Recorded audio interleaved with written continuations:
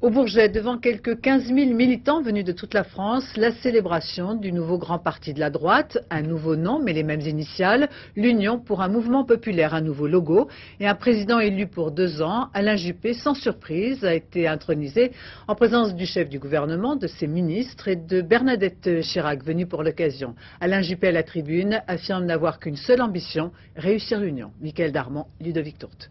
Je demande à notre président de venir nous rejoindre. Le secret politique le plus connu de Paris vient d'être levé.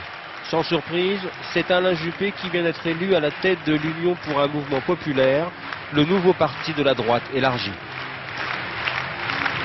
Vous venez de donner votre confiance pour 2 ans à l'équipe que nous formons, Jean-Claude Gaudin, Philippe Douste-Blazy et moi.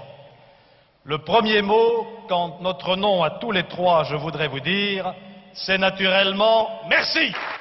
Il dit merci à la tribune tout en pensant certainement au score de Nicolas Dupont-Aignan, car son adversaire, le candidat du canal ex-RPR, gaulliste historique, réalise tout de même près de 15% des voix.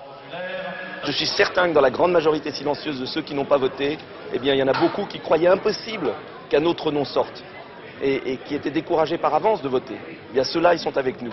Attention, n'écrasez pas M. Vaclin comme ça. Mais peu lui importe aujourd'hui, car pour le mal-aimé de la droite, ce congrès fondateur de l'UNP, c'est son jour, son retour à Paris.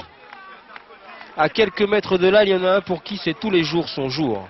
À l'heure du déjeuner, l'entrée bien préparée de Nicolas Sarkozy provoque une bousculade parmi les militants.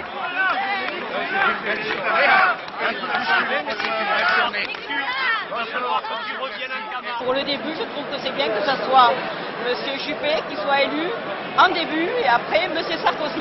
Je pense qu'il a terminé sa traversée du désert.